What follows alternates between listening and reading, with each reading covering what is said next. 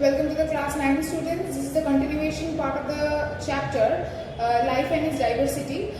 In my previous video I have started the plant kingdom classification and have said that the kingdom Plantae can be classified into different groups, which are algae, bryophyta, pteridophyta, gymnosperm and angiosperm. So the first four ones, that is still gymnosperm, the characteristics of each and two examples of each group I have completed in my last video, and today I will start with the group angiosperm, and as I have already said that angiosperm can again be subdivided into two categories, which are monocotyledonous and dicotyledonous. So let's start with the group angiosperm.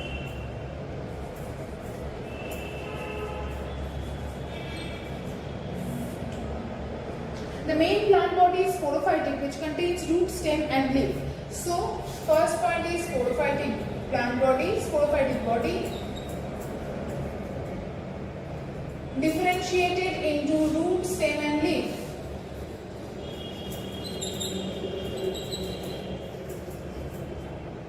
Okay. Next point, fruit is formed. Unlike in the previous one, that is gymnosperm, fruit was not formed and the seed coat was naked. The seed was naked. That is, no seed coat was present. But in this case, fruit formed and seed remains covered with the fruit.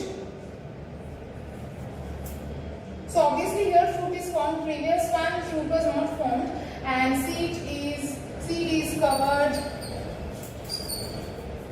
with fruit. These are the characteristics of the plant body. Moving on to the tissue system. How is the tissue system? Well developed tissue system is present.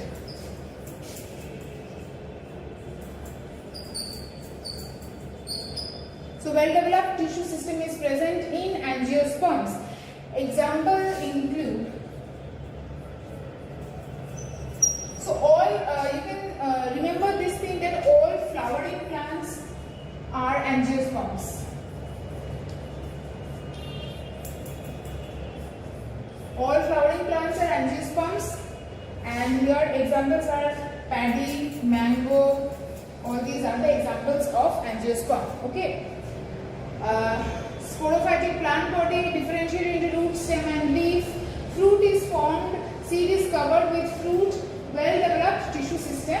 Example, paddy and mango. This is all about the characteristics of angiosperm. Now I would like to talk about the types of angiosperm, which is monocot and dicot, and I will do that in a difference manner. I will draw a column and explain the characteristics of each, because the difference between monocot and dicot is very, very important.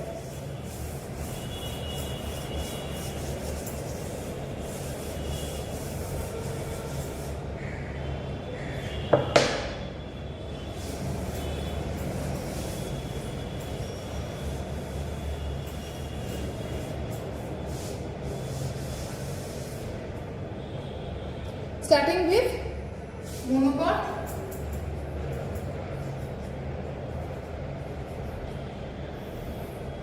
dicot.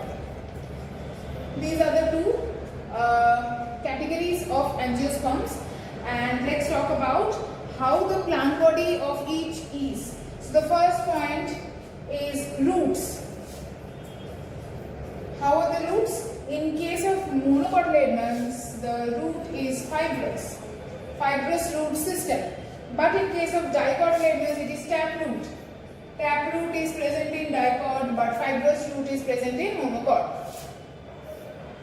Number 2, how is the stem in case of dicot and monocot? How are the different based on stem? Here, stem is unbranched. No branches are there of the stem, but here the stem is branched. The third topic is about leaves. So how is the leaf in monocot and dicot?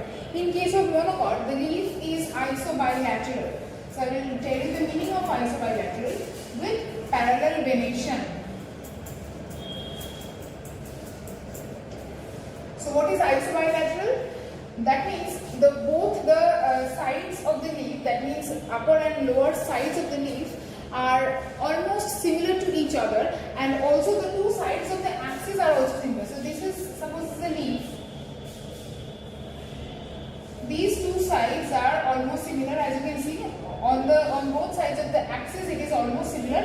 Also, if this is the dorsal part of the leaf and then on its opposite side there is a ventral part, they are also similar to each other. But in case of dicot, the leaf is dorsiventral with reticulate venation.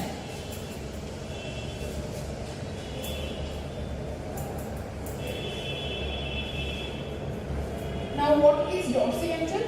Here, the dorsal and the ventral sides are different from each other. Unlike isobilateral leaf, where the dorsal and the ventral sides are more or less similar to each other, here dorsiventral leaf, the dorsal side differs from the ventral side. Also, the reticular venation means if this is the leaf, there is network-like venation, not parallel like this. All these venations are parallel to each other. But in case of dicot leaf, network-like structure forms, which is known as reticulate venation, and the leaf is also dorsiventral. That means the dorsal and the ventral side are different from each other. Okay, rubbing the diagrams.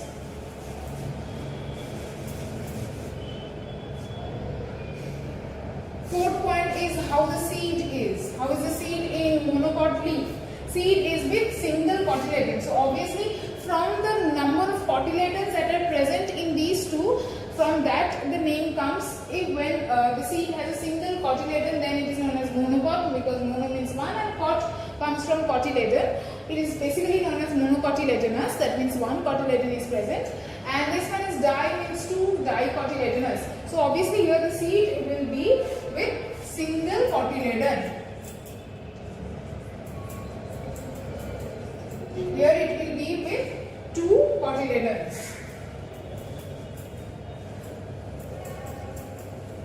So these are all the differences between monocot and dicot based on how their plant body is. Moving on to how the tissue of monocot and dicot is. Next, number 5 is about tissue. The tissue system is present, it is better developed than gymnosperm. So basically there is not much difference between monocot and dicot based on how their tissue system is. Mostly the difference lies on the plant body, the difference of plant body. Okay, here the tissue system is well developed, and here also well developed tissue system is present. Well developed tissue system. Here also same thing is present, well developed tissue system. So if you are asked to write the differences between monocot and dicot, this one will be the answer of difference between monocot and dicot. That is, these 4 points is how, based on these 4 points, how monocot differs from dicot. Okay, these 4 points, the last 2 points, this one and the next one, is same for both monocot and dicot. So you will not write these points when you are writing the difference. Here vascular bundle is present, here also present. Okay, so these two are, you will learn these 2 points. Suppose if you are asked to write the characteristics of monocot or dicot, in that case you will write all of these. Okay, these 6 points. But if you are asked to write the difference between monocot and dicot, then you will only write these 4 points till this much. Okay, only these 4 points will be the difference between monocot and dicot. In the next page, we find the examples of monocot and dicot. Example of monocot includes paddy, maize, while dicot includes mango, pea, etc. You all have seen that mango and pea, the seeds, pea, you all know that there are 2 cotyledons. We can also separate them. In mango also there are 2 cotyledons. Okay, so I hope I am clear with this plant kingdom classification, and I will move on with the animal kingdom classification next.